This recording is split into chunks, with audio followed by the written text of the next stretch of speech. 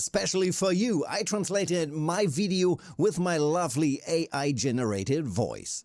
Today, I'm out with my low-level account for the first time at the Old Burg, at a spot where I can be pretty confident that with my beginner setup, I won't make mistakes, or that nothing breaks on me, and that I don't get completely spooled by a way too big fish.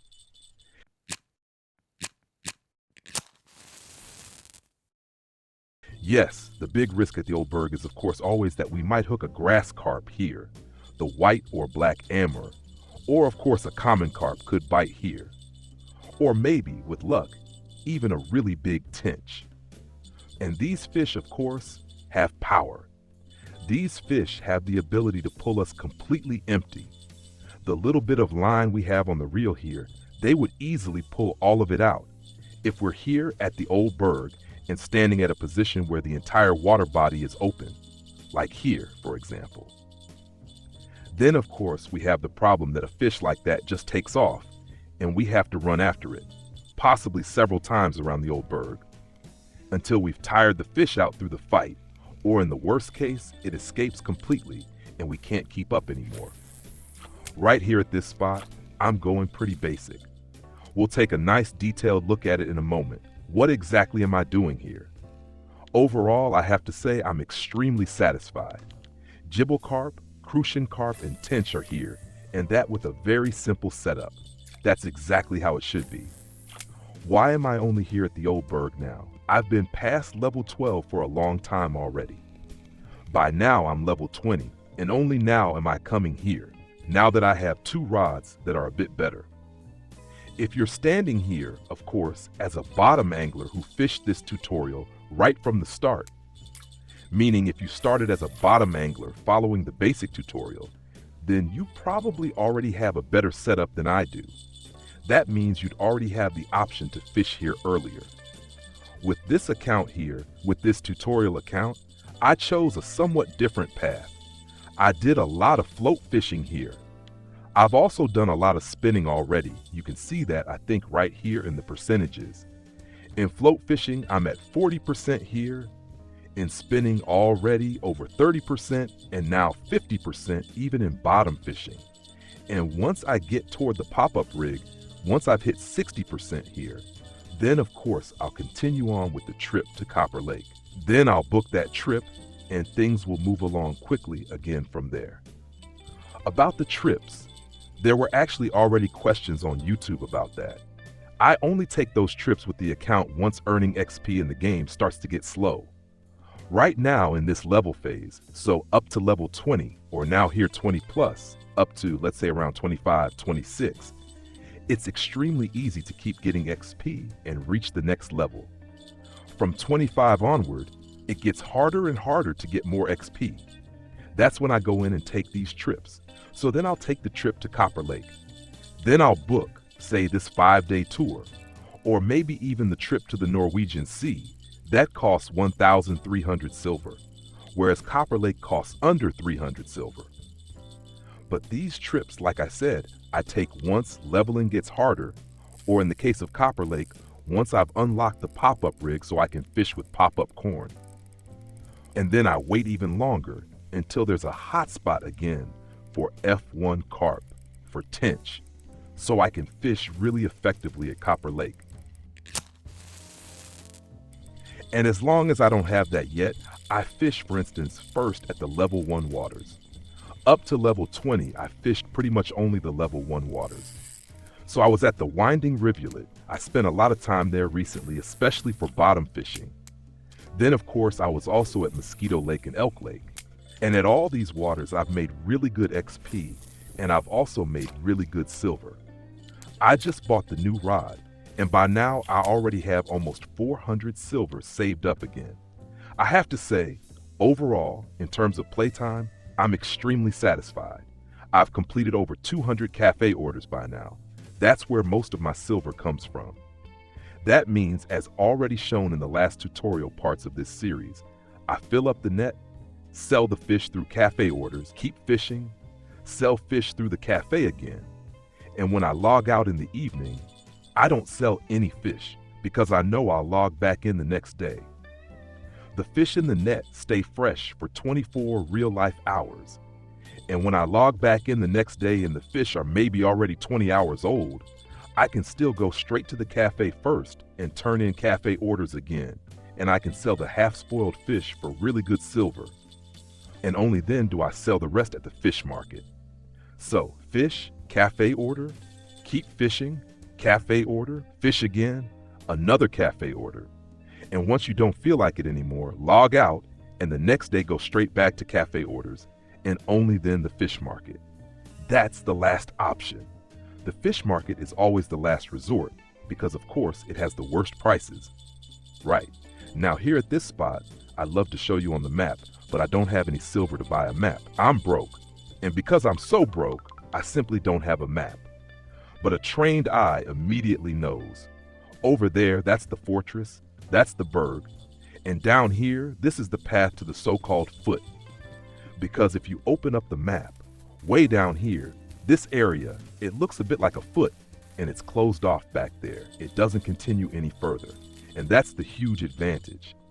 I'm positioning myself right here at the entrance to the foot, and the fish can flee at most as far as back there. They can't get out here, and that's just a massive advantage. When we fish in this area with an extremely simple setup, we have the chance to tire out even the biggest fish without much stress. By the way, where I'm standing right now is also an extremely worthwhile position. Just cast straight out here, right into this green area, 6-7 meters out, line clip set there. Test that spot too with all kinds of different baits. It works really well again and again. Now, I'm quickly running back because I have to say right here at this position, directly from the bridge, I'm also extremely satisfied. This here, of course, must not happen. A fish swimming under the bridge, that must not happen. With small fish, it's fine. With the big fish, always make sure they flee away from us. And then, of course, they're in the enclosed area and nothing can go wrong. Well, the first small perch, they weren't even here until now, but of course, I'll happily take those too. So this is what it looks like right now.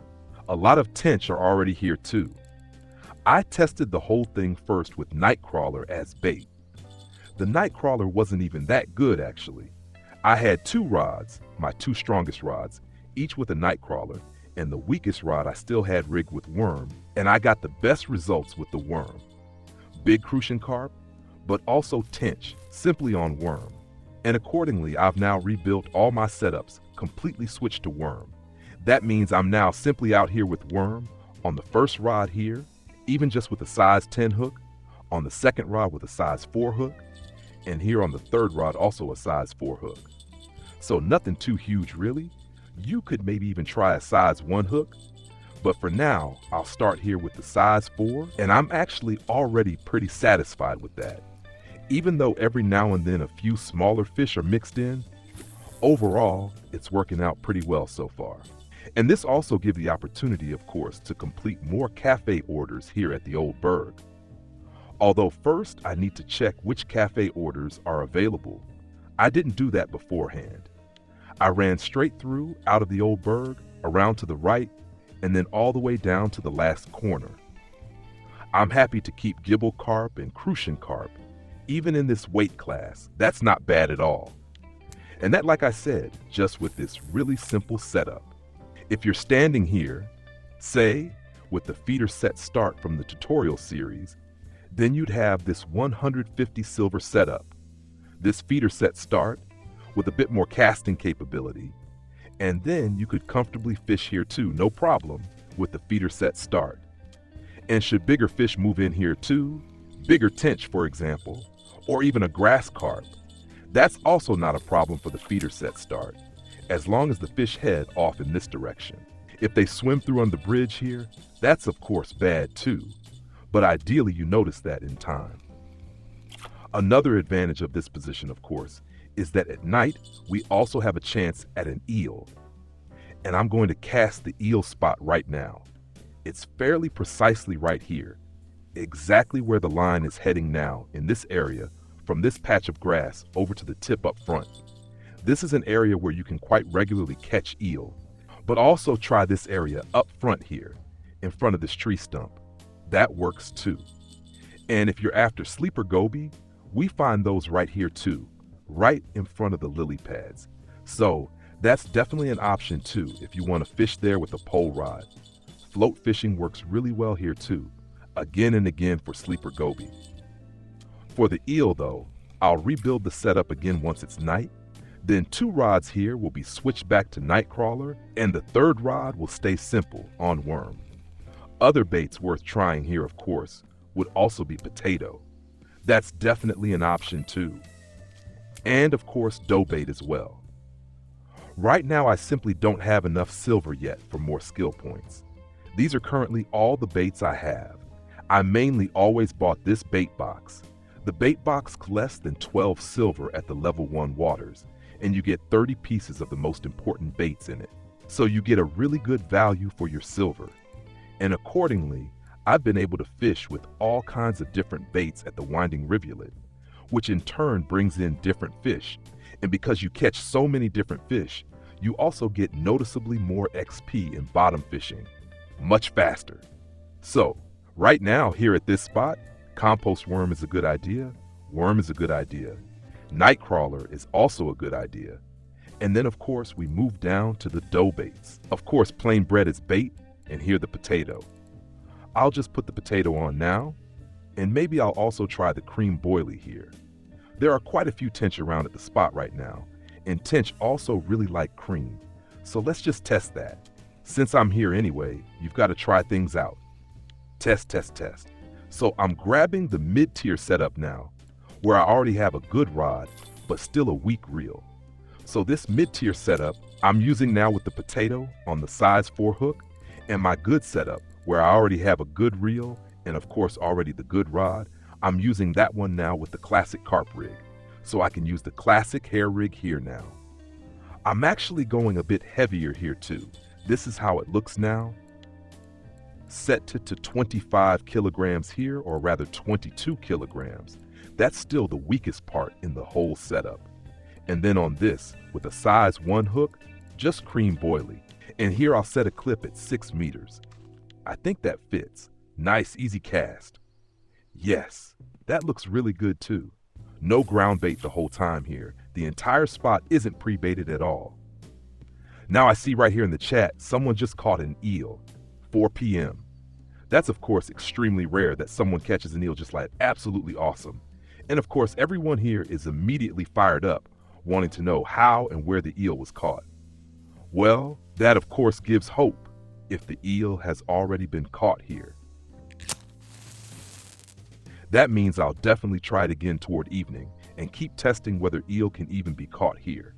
My biggest eel, I actually caught right here at the Old Burg too, although directly up at the entrance area, and it actually took a plain worm. So it's definitely worth trying with just a simple worm too. Although it is also extremely rare for an eel to bite on a plain worm at all. Normally you have much better chances with nightcrawler as bait, or of course with fish scraps, once you're able to make all of that. Yes, so that's how it looks right now. I need to keep making skill points.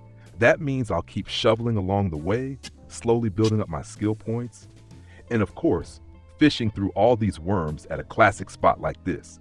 Huge advantage, like I said, here again, all kinds of different fish, good fish mixed in, especially with the tench, and all on a really, really simple setup. So with this style of fishing, even as a beginner, you definitely have the chance to keep earning silver and XP here. And of course, more percentage progress too. I keep even the smallest fish too. I don't get annoyed about these little crucian carp because there are always cafe orders for those too, again and again. Still, I have to say, so far, this is the most effective way to fish the level 1 waters because the cafe orders at the level 1 waters refresh quickly, and you can simply turn in cafe orders multiple times with a full net. Yesterday evening, for example, at the winding rivulet, I had a cafe order for catching 4 chub. I just barely managed to turn that in, and shortly after, the same cafe order came in again right away. That means some orders repeat directly, and we can just turn in the cafe order there multiple times. So, Level 1 waters and cafe orders are absolutely worth it. By the way, still no result here on the heavy setup with the cream boilie. That of course will also be the first setup I switch back over to fish for eel.